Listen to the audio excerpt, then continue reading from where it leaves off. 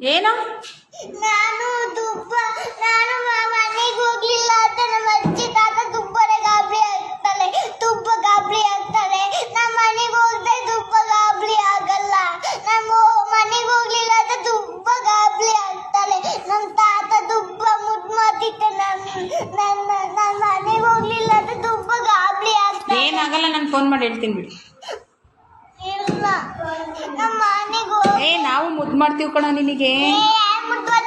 ಕುತ್ಕೊಳ್ಳಿ ನೀವು ಮುದ್ದು ಮಾಡಲ್ಲ. ನಮ್ಮ ತಾತ ಅಜ್ಜಿ ಎಲ್ಲ ಮುದ್ದು ಮಾಡ್ತಾರೆ. ನಮ್ಮ ಮನೆಗೆ ಮುದ್ದು ಮಾಡೋದು ಅಂದ್ರೆ ಏನು?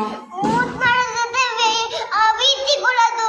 ಏನ್ ಕೊಡೋದು? ಪ್ರೀತಿ ನಾವು ಕೊಡ್ತೀವಲ್ಲ. ನೀವೇ ಗೊತ್ತಿಲ್ಲ. ನನ್ನ ಮನೆಗೆ ಹಂಗಂದ್ರೆ ಏನು? ಪ್ರೀತಿ ಕೊಡೋದು ಅಂದ್ರೆ ಏನು? ಮುತ್ತು ಮುತ್ತಾ? ಮುತ್ತು ಕೊಡ್ತೀನಿ ಬಿಡು ನಾನು. ನಮ್ಮ ತಾತ ನಮ್ಮ ಮನೆ ನೀನು ಮುತ್ತು ಕೊಡ್ಬೇಕು.